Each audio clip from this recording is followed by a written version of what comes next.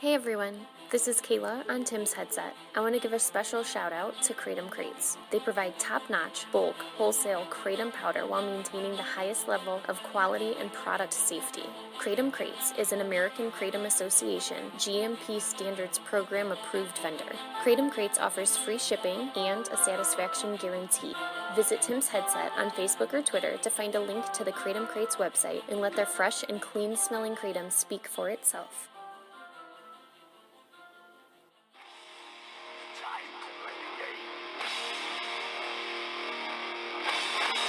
Time to play the game!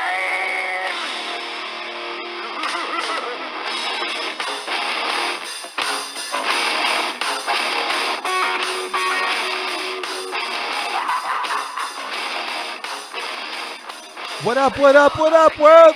Welcome to episode 3 of Tim's Headset. I'm your host, Matt, with my co-host, David. Hey, we got a lot to get to on today's show. Talk about the Browns GM and coaching search. Yes, we are talking about complete and total turnover again with our Cleveland Browns. We will touch on New Year's resolutions in honor of New Year's for the Cavs, the Indians, and the Browns. We'll preview Wild Card Weekend, 4 good matchups this weekend. And we will have a guest on, Chris Renkel from Local 12, the CBS affiliate in Cincinnati, to talk about the Browns coaching GM search, a little bit of Bengals as well, since he is located in Cincinnati. You can find us on Twitter at Tim's Headset, Facebook.com/Tim's Headset, Spotify and Anchor by searching Tim's Headset. Also have a YouTube page. Search Tim's Headset. Hit that subscribe button. Don't miss out on anything. All right, David. Well, let's just jump into it. There's been a lot that's happened since Sunday. Hey, not only did we come to you right after Freddie Kitchens with our immediate reaction / celebration of Freddie being dismissed after what was an absolutely abysmal season, we also learned in the 24 to 48 hours afterwards that John Dorsey and the worst owners in sports, the Haslams, agreed to a quote-unquote mutual parting of ways after they could not agree to a restructuring of the organization. Sounds like he quit. He obviously was not interested in working alongside Paul DePodesta, who looks like he might have won out on a power struggle. Yeah, Jonah Hill won. Yeah, he wanted... Moneyball reference. Moneyball. He wanted McDermott a few years ago when they went with Hugh Jackson. Hugh Jackson went a whopping 336-1, while McDermott has the Bills in the playoffs for the second time in 2 years. Last year, his choice was Kevin Stefanski, who is widely regarded across the league as one of the brightest offensive minds. And they went with Freddie Kitchens. I wonder where these leaks came from. We saw what a disaster the Freddie Kitchens experiment turned out to be. The team acted swiftly in relieving him of his duties, and it seems like the onus fell on John Dorsey for making that decision as well, wanting a coach who was a yes man after he lost the power struggle with Andy Reid. And Dorsey is no longer with the team either. So now, not only are we looking for a new head coach after what was supposed to be a super promising playoff-bound season, we are also replacing our general manager as the revolving door continues. Stop me if you've heard that at least 100 different times in the last 2 decades with the Browns. The amount of turnover in the last 20 years has been absolutely unbelievable, and even more so under the ownership of the Haslams, who have been nothing short of a train wreck since they bought the team, not only with the Browns, but also their legal troubles that seemed to happen in the blink of an eye after they purchased the team with Pilot, Flying J. It's been a disaster. They can't seem to get anybody working together on the same page, and it's constant turnover. How can you work together on the same page when you're behind the 8 ball as soon as you start because you have an owner who likes to meddle in everything? Yeah, he's got to learn that, if you're going to hire these guys, you got to let them do their job. I mean, and I saw an article today that 10 years, however many years it's been since he bought the team, he finally had an epiphany that you can't keep having these arranged marriages, forcing analytics guys and football guys who don't want to work together. You got to get everybody on a unified front, which leads us into the coaching discussion of the reports out there that the new coach is going to have a say-so on who his GM is going to be. Yeah, and I think you can bank on 2 names here being the front runners, given what's unfolded here in the last 24 to 48 hours. And those 2 names are one who's available, who is Mike McCarthy, because Elliot Wolf still lingers with the organization. He may be named the GM. Who knows? So we'll see what happens in the coming days.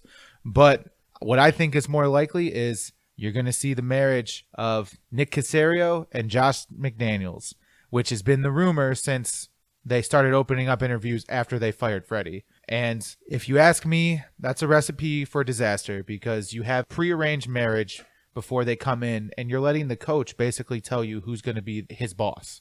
And I don't think that's going to work. I don't necessarily agree with that. I think that somebody like a Josh McDaniels, who wasn't super successful in Denver after his 6-0 start, he does come with, the offensive mind. And if you want to get him, given the track record of the revolving door, you're probably going to, have to spend more, give him a longer contract than you would for another coach. But you also have to get somebody in here that he has a rapport with and that he's familiar with.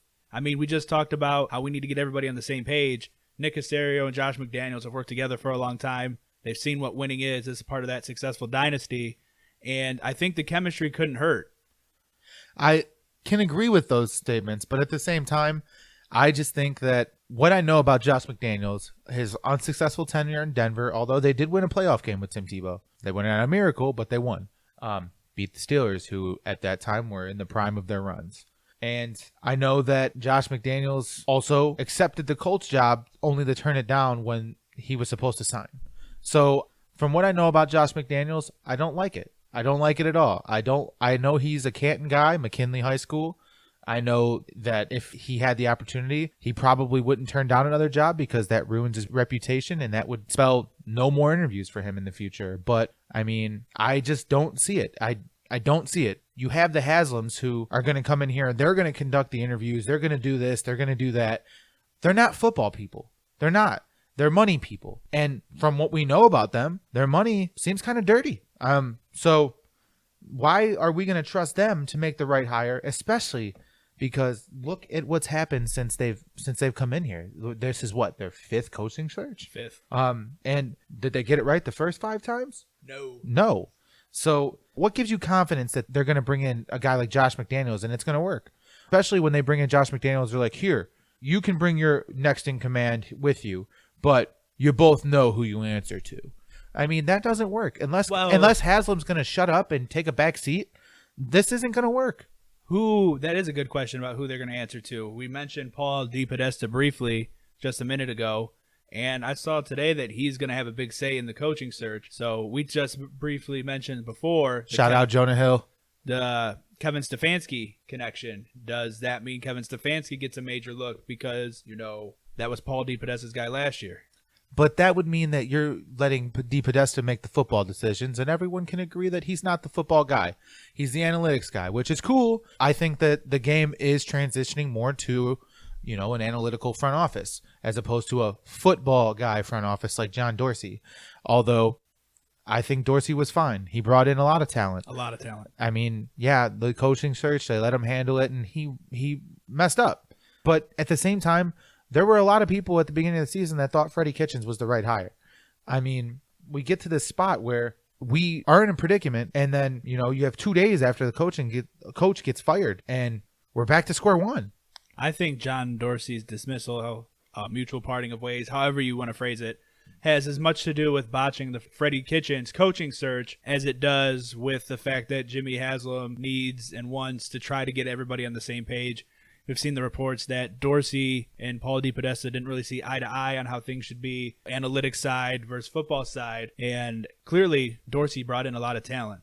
I mean, there were some misses, no doubt, but he brought in a lot of talent. I still have faith in Baker Mayfield, the Odell Beckham trade, Nick Chubb. There's a lot of talent, especially on that offensive side of the ball. You can't forget Denzel Ward, man. Right. There's a lot of talent, a lot of this young core that he acquired. He put together a really good young roster with talent on both sides of the ball. Yeah, of course, there's some holes, but you can fill those holes in. And from that perspective, would I still like to see John Dorsey here? Absolutely. I think he was a great evaluator of talent. But at the same time, I can understand it. And the Browns need everybody to be on the same page. These prearranged marriages, forced marriages, everything trying to be put together to get people from different sides of football, analytics, walks of life to work together. It's just not working. At the end of the day, there's only 2 people to point the finger at, because no matter what kind of marriage you have, it's always going to be broken with those 2. That's D and Jimmy Haslam. At the end of the day, you know that they're calling the shots. Of course, they're the owners. But at a certain point, take a step back. Let the people you brought in do their jobs. People have said that they're worse than the Modells. And I mean, that's really saying, that is a strong statement, given the fact that Art Modell uprooted the team and took him to Baltimore, for people to even go down that road. And then with how bad the Lerner ownership was, for people to say that they could be as bad, if not worse, than both of them, that's really a black eye on them. And, the NFL, I don't feel they were ready to be owners. I think it was forced. I think they needed more time before they became owners, especially like we mentioned with the legal troubles that were clearly in the works because they came down way too fast after they bought the team. But they need to either take a step back or really take a look in the mirror and say, hey, listen, we really got to do our due diligence, trust the people we put in place, and we got to get this right. I mean, because you can't keep having this revolving door, not only for the sake of the team and winning, but you're not going to be able to get anybody to come here. And at this point, like I said, I think we're staring two candidates in the face above everyone else. I guess you can sprinkle in Stefanski there too, because he did get a serious look last year. And he has the Paul DePodesta connection. Yes. But we're looking at McDaniels and we're looking at McCarthy. So honestly, if you had to ask me my opinion, and I know it doesn't hold much salt, I'd rather have Mike McCarthy and keep Elliott Wolf. Elliott Wolf's a young guy that a lot of people are looking at for their GM openings. And his dad is a legend. Hall of Famer. So his dad made John Dorsey, made Alonzo Highsmith, who is also looking at possible GM jobs. I just think that would work a lot better. But you also have the failed marriage between Rodgers and McCarthy in Green Bay. But I think a lot of marriages would fail with Aaron Rodgers because he doesn't like to answer anyone. Yeah, and going back to the Josh McDaniels, Nick Caserio marriage, the continuity, the chemistry, everything that they have from working together in New England, you could say the same thing about Mike McCarthy and Elliott Wolf. They spent a lot of time together in Green Bay. There should be chemistry, familiarity with each other from their time there. So I think if those are your two main coaching options, which I would have to say they are after Ron Rivera going to Washington, I think that pretty much narrows down your GM search to those two guys. You already have Elliott Wolf in the building, already in an assistant role. It would make a lot of sense to promote him, especially if you're going to look at Mike McCarthy. And if you're going to bring in Josh McDaniels, who interviewed with the Haslams before, and it's reported that the Haslams really liked him, it would make a lot of sense to bring Caserio from New England because there you go. You got your package, you got your chemistry on, off the field, and it should work out. And this is all assuming that Elliott Wolf wants the job because Elliott Wolf was a John Dorsey guy. So, I mean, I know he's still lingering with the organization at this point, but does he want the job? Does he like what happened with John Dorsey? I mean, that's yet to be seen. So we'll see what unfolds here, and I think this is going to move quick. It has to.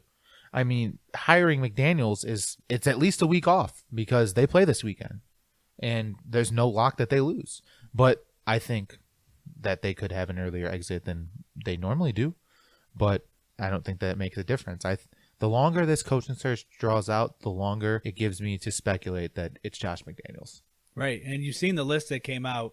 So many different candidates: Stefanski, McCarthy, McDaniels, Robert Saleh, defensive coordinator, the passing game coordinator, the running game coordinator from the San Francisco 49ers. And just yesterday they said Eric Bieniemy, but I can't see it without John Dorsey here. Greg Roman. There's a laundry list of candidates they got to get through, and if they get permission to interview all those guys, which we haven't seen that all of them have been given the opportunity to come and interview, that would take at least a week to go through all those candidates. So that would push the coaching search back, which would go to support your thought of the longer we take interviewing people and the longer this goes on, it could lean to Josh McDaniels, which I know on Sunday I said that I thought it was Ron Rivera or Mike McCarthy. I said those were the top two choices, and obviously Washington never gave anybody else a chance with Rivera. But the more I thought about it, especially given the fact that McDaniels has history with the Haslams, I do think it's Josh McDaniels' job to lose, and I see Nick Caserio coming along with him. Like I said, they have the Canton connection there, John Carroll connection. So who knows? I mean, I guess I know, but man, I'm having a hard time accepting it just because of his failed experiment in Denver, the Tim Tebow debacle, and because of what he did with the Colts, man. That leaves a sour taste in my mouth because who's to say that if things get rough here, he doesn't jump ship? Like, I mean, he's proven that he is a habitual ship jumper. Yeah, I think the thing in Indianapolis had a lot to do from what I've been able to gather about, he had his idea from working with the Patriots about how strength and conditioning should go, the schedule should go, everything should fall in line. And Chris Ballard and the Colts had a different view of things. And he backed out for that reason, not for player control, not for wanting to have control over scouting and player personnel. I know that was everybody's first thought, but I could just go based off of what I've been able to read and heard reported. Does it leave a little bit of a sketchy taste? Yeah, absolutely. There is one thing I really like about him, and it's the fact that the quarterback we have in place, he likes. He liked 2 years ago when we drafted him. I think his offensive system would suit Baker a lot better than what Freddie Kitchens was running. I like his offensive system. It's a lot of quick hitters because you see it with Tom Brady. Tom Brady's a statue in the pocket, and he's 43 years old. So he's working with what he has, and he adapts to his player strengths. That's what the Patriots are always lauded for. So if they hire him, I'm just not happy with his personality more so than the fact that his ability as a coach. Like, I do think he would be a fine offensive coach, but he needs to bring in a strong defensive guy. If not, keep Steve Wilkes.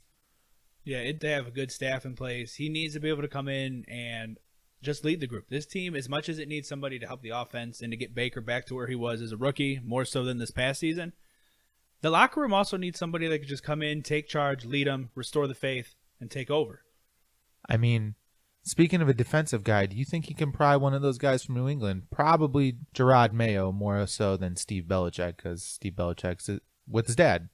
Right. I think that would make a lot of sense. I seen the success that Brian Flores has had now as a head coach. He was a guy, down there calling the plays in New England, and he seems to be a fine leader.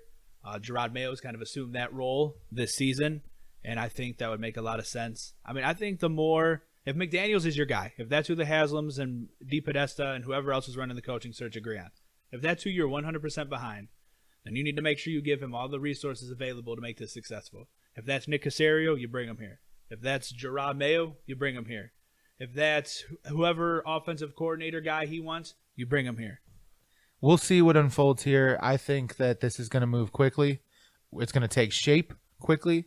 So we might not be able to hire him quickly, but I think it's McDaniels. As much as I think that McCarthy does have a strong consideration in this job, I think that there's a reason that McDaniels was the first name you heard, and it was hours after Freddie Kitchen was fired. For another perspective, we're just going to get right to our call with Chris Renkel a little bit earlier today, see what he has to say. We have Chris Renkel here from Cincinnati Local 12, the CBS affiliate in Cincinnati. He was at the game on Sunday between the Browns and the Bengals. What did it look like, Chris?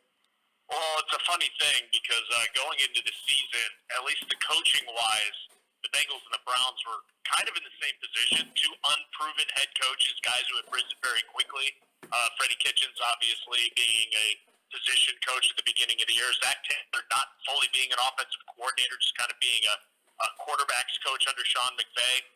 And I think you could really see on the field, at least from my vantage point, the Bengals not a talented team, but they're very, very well coached, and they believe in Zach Taylor, and he had them all going in the right direction. The Browns are a very, very talented team. Freddie Kitchens was not, at least from what I could see, a good coach who had it all together, and that's why the Bengals ended their miserable, one of their worst seasons in franchise history, able to beat the Browns, who probably should have been playing for a playoff spot. So it was very interesting to see the path that these two teams took. But I think it was very, very evident from what I saw that the Browns just didn't have the coaching there, and the Bengals did. Yeah, I think that's the biggest thing that stuck out to me, especially as the season progressed, is that Freddie Kitchens really just seemed to lose the team. You saw the outburst on the sidelines, Odell Beckham, Jarvis Landry, Baker Mayfield before the game, getting into it with the fan in the stands. It really seemed to turn after the Denver game, and it all went downhill from there. Is that something that you picked up on as well? The cracks, the chinks in the armor?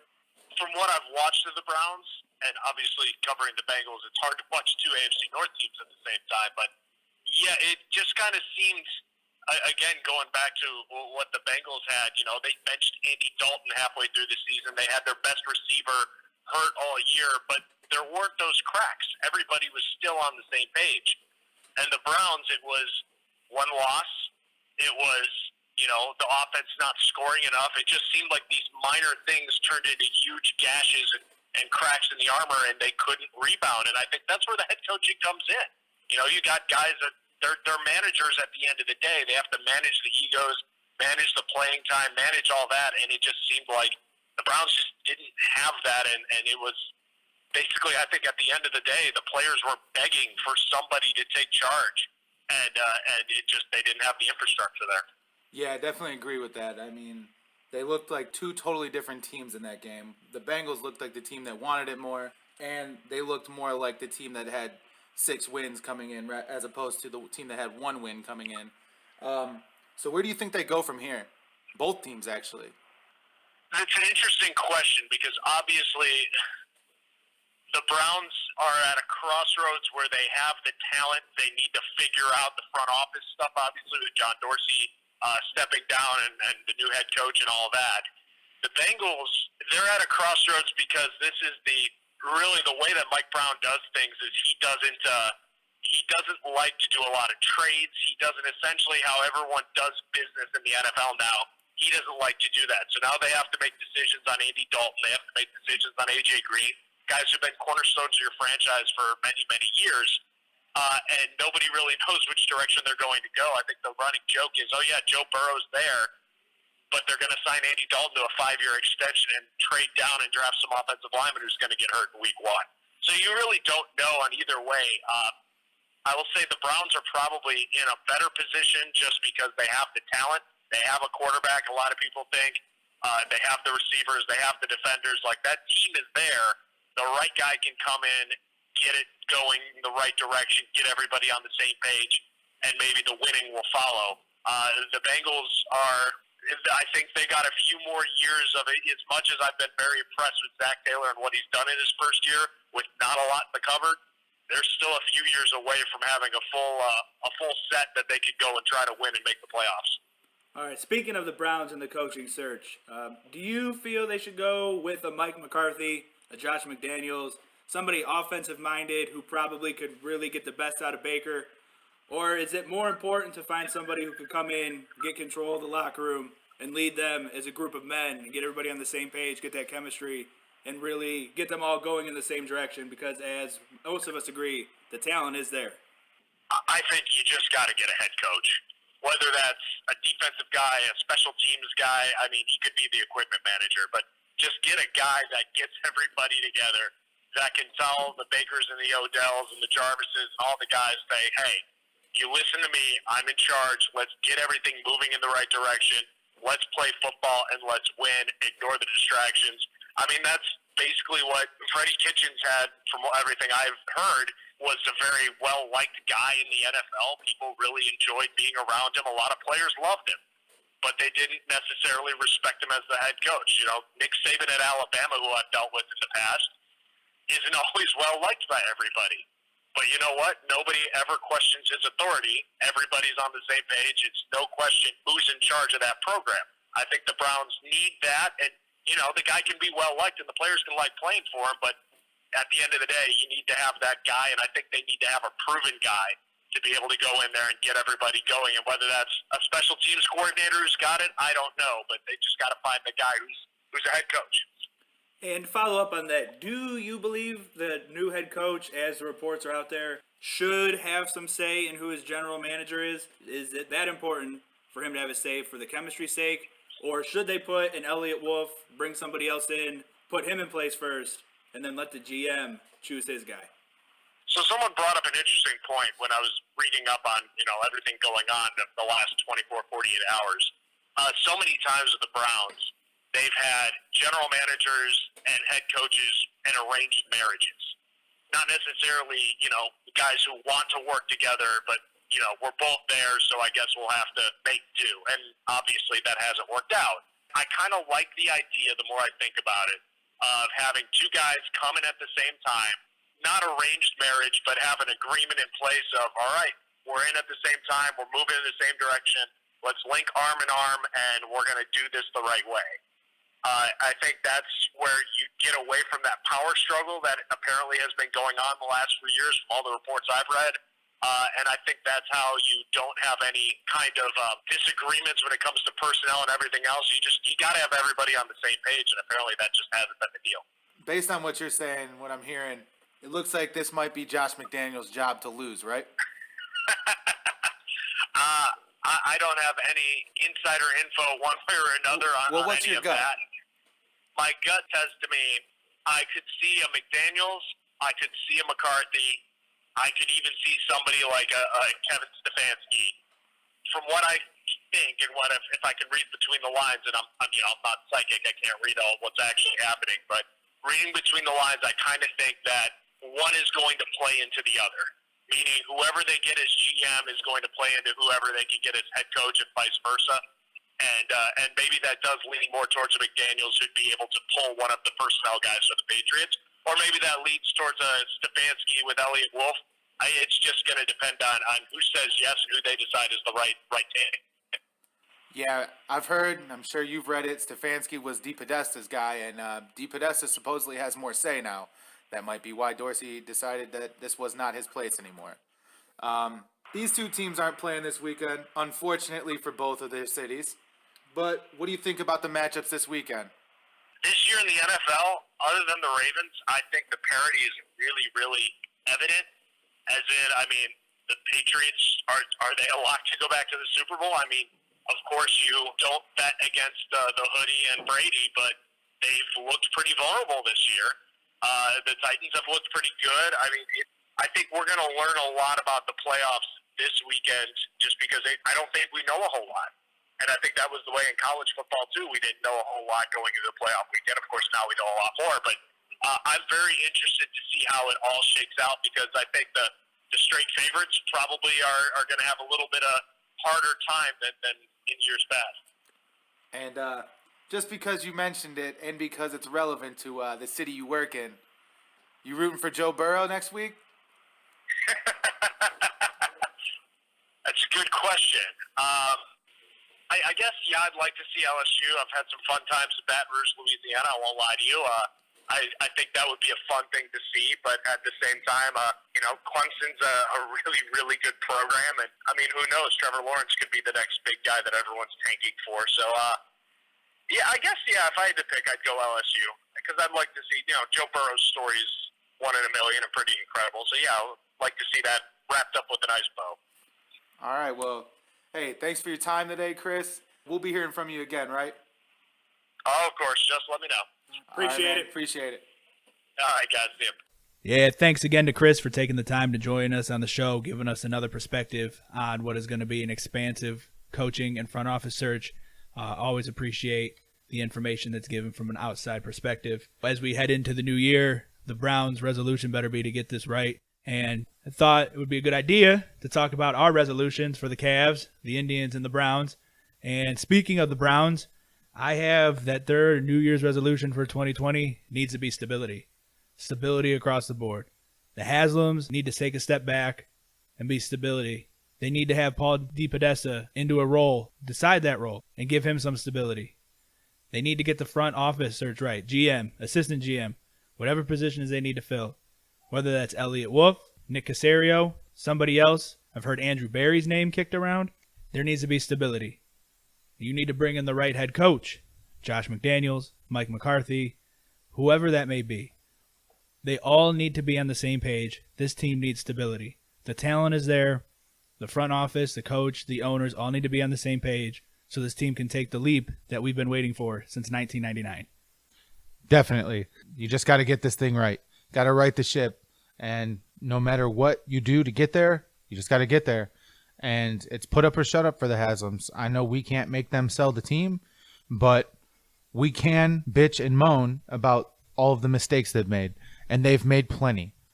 The only consistency that has been with the ownership of the Haslam is inconsistency. It is a constant revolving door of coach after coach after coach, GM after GM after GM, presidents come and go, everybody. It's just constant turnover. There has not been stability since they have taken over the team. The Browns need to find that right mix of president, owner, front office, coach to get this right. And that rivals the Indians in town who have the right front office individuals, but the wrong owner. My New Year's resolution for them is, please, Paul Dolan, sell the team. No, I'm kidding. That can't happen. I wouldn't mind if the Dolan sold the team. Well, no one would at this point because they're cheap. Every year we get somebody who we know 6 years down the line, 5 years down the line, he's going to be in pinstripes. He's going to be playing at Fenway. He's going to be playing at Chavez Ravine. He's not going to be here is the point. He's going to be in a bigger market where they can afford to pay him. But in all seriousness, at least in the interim, the Indians need to pick up a competent bullpen arm and a competent outfielder. They have one big league outfielder on their roster, and it's Oscar Mercado. The rest of the outfield crop leaves a lot to be desired. I mean, Zimmer, he's put together with bandages at this point. His shoulder, who knows what's going to happen. Then Delino DeShields. Give me a break. I wasn't convinced that he wasn't going to be the opening day second baseman until Cesar Hernandez was just signed. That's your big signing of the offseason so far. Yeah, and it sounds like it's going to be the biggest signing of the offseason because even the bullpen arms are signing. You saw Betances sign with the Mets, and you probably could have gotten him for pennies on the dollar for a year on a put-up or shut-up deal. You're striking out, man. You got the arm from Texas, the kid that throws the heat, but Emmanuel Clase. Okay, but who else do you have in the bullpen? I mean, Karinchak. I mean, he's unproven, but in the minors, he looks legit. Who else do you have? Yeah, Karinchak's going to be your closer, I would assume, this year, throwing 100 with that 12-6 curveball. I mean, you're going to have to put him in that closer's role. I mean, you have Brad Hand, but he should be a trade chip at this point. And the way he ended last year, I wouldn't trade a bag of balls for him. Brad Hand, if he gets right, I mean, he still could be a very valuable piece of that bullpen. But absolutely, when it comes to the front office, the Indians are a shining example there, from Chris Antonetti to Mike Chernoff, all the way down to Tito, one of the best managers, if not the best manager in baseball. Their stability across that front is absolutely unbelievable. The Dolans, they've stripped the payroll down. I think after the Corey Kluber trade, it was, under $80 million? I mean, you have so much money that you could spend and reinvest in the team because you've been hovering around that 130 mark for the last couple of years as you've been making this run. So there's absolutely no excuse to go out. They got to go get some talent, infuse this team. And that also leads into the other team in town, man. So with that, my New Year's resolution for the Cleveland Indians is you have to find a way to keep Francisco Lindor. He, of the great talent, he was voted by ESPN as the shortstop of the decade based off of his offensive and defensive value. You have a generational talent coming into the prime of his career. You have to find a way to sign him. Your payroll is at a point right now where you could sign him and you could build around him. And if the Dolans don't have the money to pay $30 million a year to one guy, especially somebody as good as Francisco Lindor, sell the team. I mean, your payroll went from in 2 years, what was it, $120 a couple years ago, and now it's under 80? I think it was even higher than that in 2017. And to be honest with you, I wouldn't care if they were the worst team in the league if they would just make an effort to sign the kid. There's no excuse for them not keeping him. He's a once-in-a-lifetime player. He's the once in a lifetime. He's the best player they've had since I've been alive, and that's saying a lot because the 90s teams, we had Tomey, we had Ramirez, we had Omar, we had Kenny Lofton, we had, you name it, we had Albert Bell. And those guys are great, but Francisco Lindor can do whatever he wants on the baseball field. He's great with the glove. He's great with the stick, dude. He brings the energy to the team. He's constantly smiling. He's constantly bringing an infectious personality to the team, and that bleeds over because you can tell when he's not happy because of the rest of the team lags behind too. Ever since they got rid of Swisher and Bourne and they called up Francisco Lindor, this team hasn't really looked back. I mean, yeah, they haven't won the World Series title. We had that Game 7 heartbreak in 2016 against the Cubs, but they've had a winning season every single year since he's been called up. Like you said, he's the lifeblood of that team. 5-tool, 5-star, however you want to call him, player. One of the top 5-10 players in the whole entire league. You have to find a way to sign him. Indians, 2020, make it your resolution to keep Francisco Lindor down at the corner of Carnegie in Ontario for a long, long time. Well, we can look at the corner of Ontario and Huron right next door for our next resolution. Hey, when it comes to ownership in this town, we're 3 for 3 on pretty shitty ownership. The Haslams are awful. The Dolans are cheap. And Dan Gilbert, while he spends money, he has no stability either. If Paul Dolan is your best owner in town, you have a real fucking problem. I mean, you could say the Dolans are the best because they keep stability in their front office, but their limited payroll hamstrings the team, just as Dan Gilbert's ego and inability to sign any, GM to a second contract, especially David Griffin, has hurt the Cavs. We'll see if he calms down after the stroke. I know he's still pretty debilitated right now, but, get well soon, Dan. Right, prayers up, Dan. We don't want to see anything like that, but they got to get some stability. I know they signed Kobe Altman, and he's going to be entrenched for a while, but my New Year's resolution to the Cavs, to take a page out of Joel Embiid and the Philadelphia 76ers book, is you got to trust the process. I mean, since LeBron left, this team obviously is nowhere near as good as they were from that run where we went to 4 straight finals and brought home a title in 2016. But you're not going to get any big name free agents to come here. No, and at this point, you have to trade your two biggest names, Double T and Love. And with the contract that Love has, you're not going to get a lot. But you should still be able to get a decent enough pick where you get a promising young player, which is what this team needs to be all about at this point. Promising young players. If a team like, I don't know, I've heard Phoenix, I got an update earlier today. They might be considering Gallinari over Kevin Love. And if they do that, that'll be devastating because Phoenix, when DeAndre Ayton comes back, they're ready to win, dude. And they get another piece. They're not going to beat the Lakers. Right. They're not going to beat the Clippers, but they can contend for anywhere from the 3 to 8 seed, dude. Right, with the bottom of the West being weaker than it has been in recent memory, with a trade for a Gallinari or for a Kevin Love, Phoenix would be in the driver's seat for one of those at least, 6, 7, 8. And, they have young talent, some draft picks. And if they'd be willing to give us up something like that for Kevin Love, you hear Portland all the time. That's where he's from. But what does Portland have to offer you? Well, Zach Collins was the name, young, upcoming power forward, but he's hurt. So is his value diminished? They just signed Carmelo Anthony. He can play some 4. That Simons kid, I've heard a lot about him too, but he doesn't get much run with the two big guards they have. And not big stature-wise, but big fame and their game. And their money, Dame and CJ. I mean, you're going to obviously two of the better, that's probably the best backcourt duo in the league. It's right up there. Two of the better guards. Offensively. Yeah. Defensively, they leave some to be offered. But no, they're as good a backcourt duo as there is. But back to the Cavs, they have to trust the process. You got Double T on an expiring contract. You got to trade Tristan Thompson to a contender, see what you can get for him. Get Kevin Love and his major contract off the books. I think Tristan Thompson is screaming a trade to the Lakers. Nah, I don't know with Dwight Howard and McGee. You already got 2 centers there, and Dwight Howard's played pretty good. That's true. But a team like that, a contender who needs a guy who can either come in and start or give you good minutes off the bench. I mean, you're playing Zubac out in for the Clippers. You could see him start if you want to keep Harrell coming off the bench. Something like that would be a good fit for Tristan Thompson. He rebounds at one of the best clips in the league, offensively especially. And when he's locked in, he's one of the best, defenders for a big man. I remember the run we made. He was able to switch out on guards and play defense. Could you imagine him in a lineup with Kawhi and Paul George? It's dangerous. And Patrick Beverly? It's dangerous. Dangerous.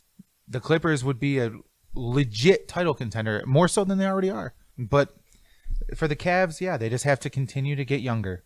Younger. I like the trade they made for Jordan Clarkson. I mean, they got a couple of throwaway second-round picks, but for the Cavs, those are valuable. Right, that's how they move back up into the first round to get who I think is their best young player in Kevin Porter Jr. Yeah, and honestly, the Exum kid, he's been often injured, but his big thing coming out of Australia was he was a big guard, gives you defensive versatility, and he could pass the rock, which no one on this team can distribute the rock. That's their biggest problem. Yeah, Kevin Love is your leading assist guy at not even 4 a game. You have a problem. Not even 3. 2.8. Yeah, that's rough. Garland has been very disappointing so far in his first year with the Cavs.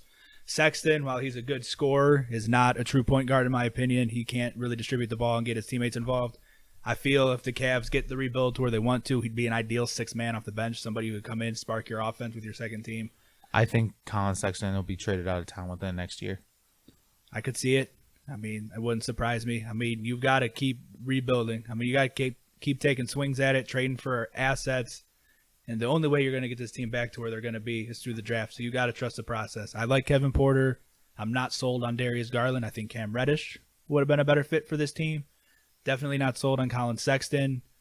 Not sold on the first Jetty Osman. I mean, the Cavs are a long way away. I really like John Beilein. I think he's good for a young team. His ability to coach and teach and, really try to get these guys to buy in and, make them a team.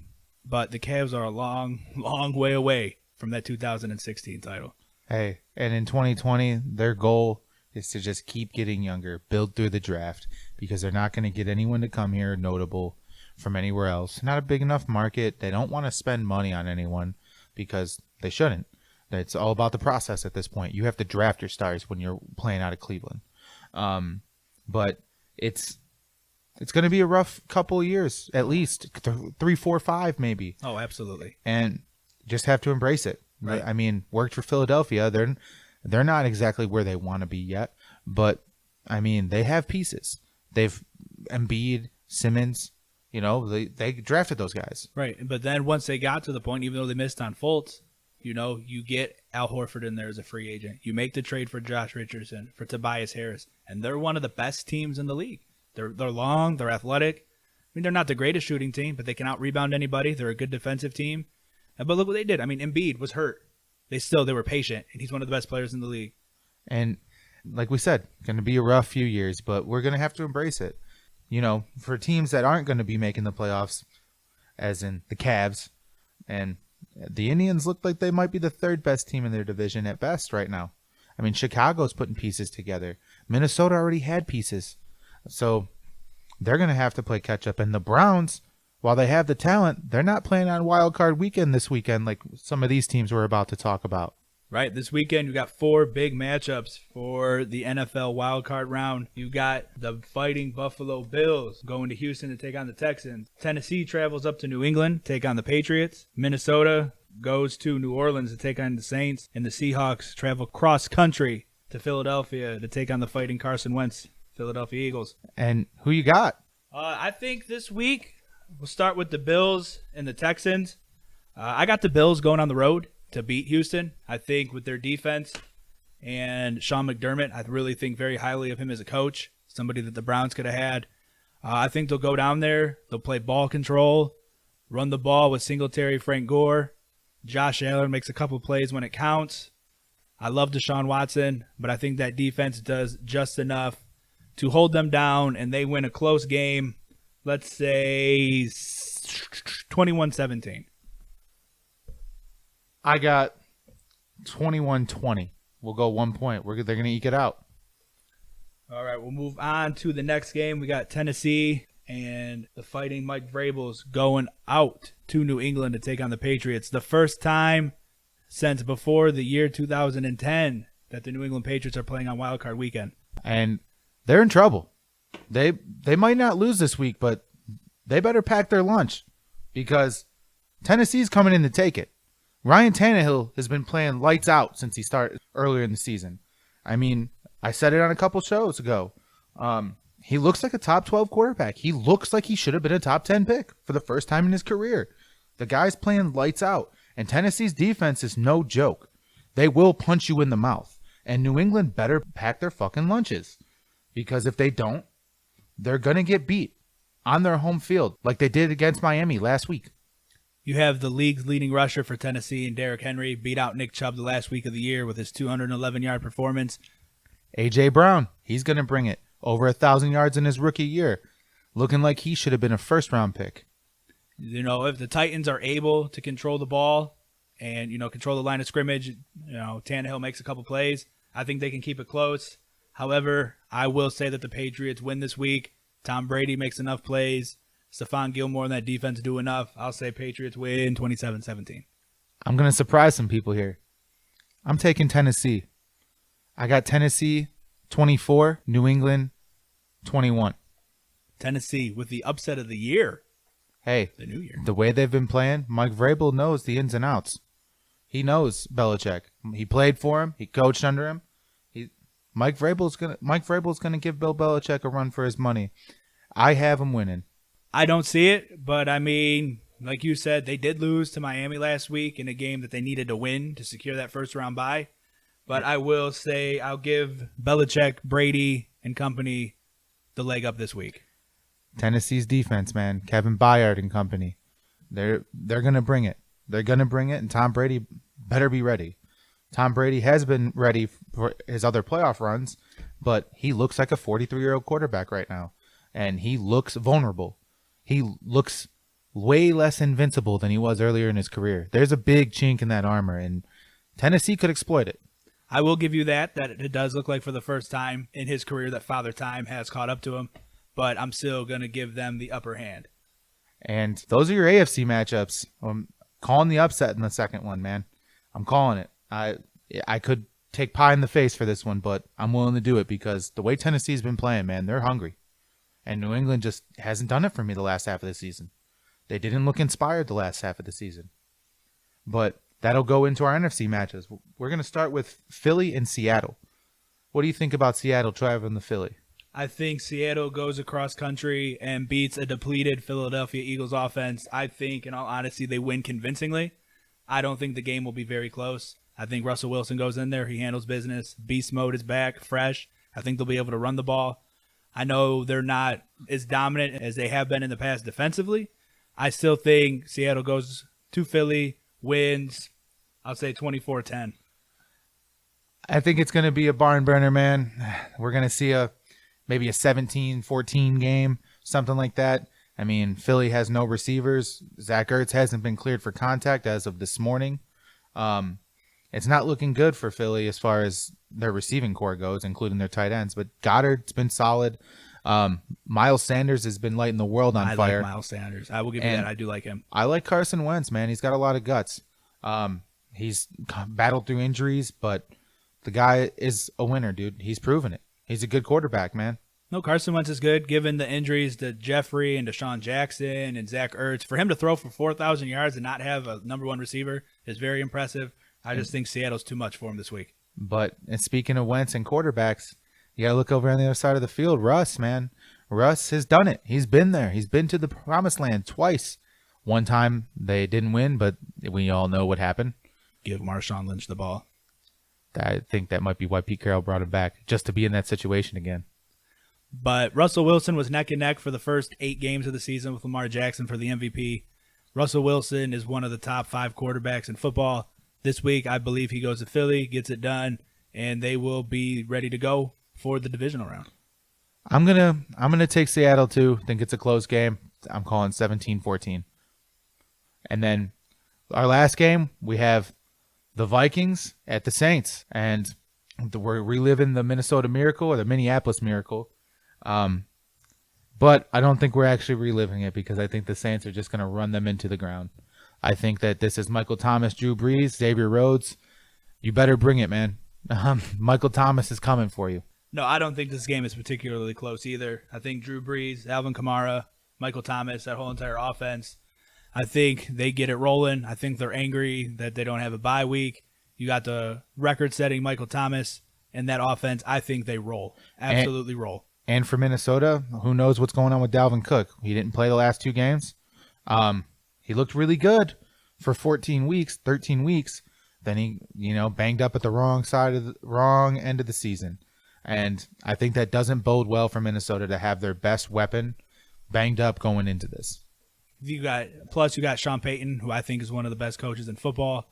You got an improving defense that has a lot of talent at all 3 levels. Cam Jordan, Marshawn Lattimore, all that. Demario Davis has been great for them as a linebacker. And I don't even think it's close. I think the Saints not only roll this week, I think the Saints are the team to beat in the NFC. I think they will come out of the NFC. I think they will represent them in the Super Bowl. Me too. And for the AFC, I know they're on a bye this week. I think Kansas City is the team to represent the AFC. And I think Mahomes versus Breeze is a Super Bowl matchup that everybody would like to see.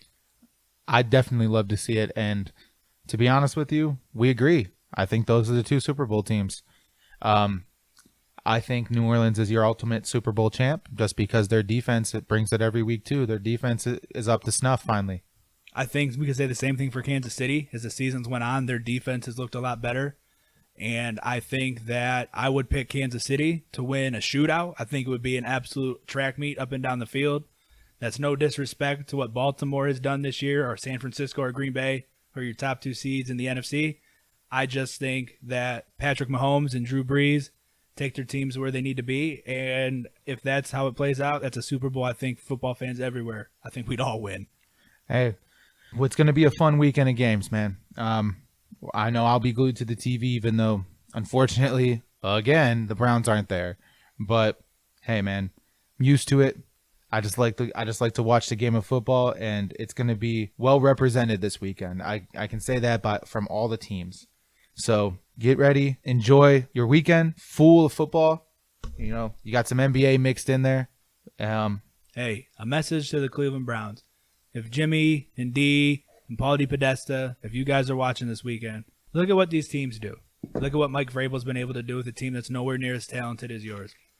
Look how much coaching matters.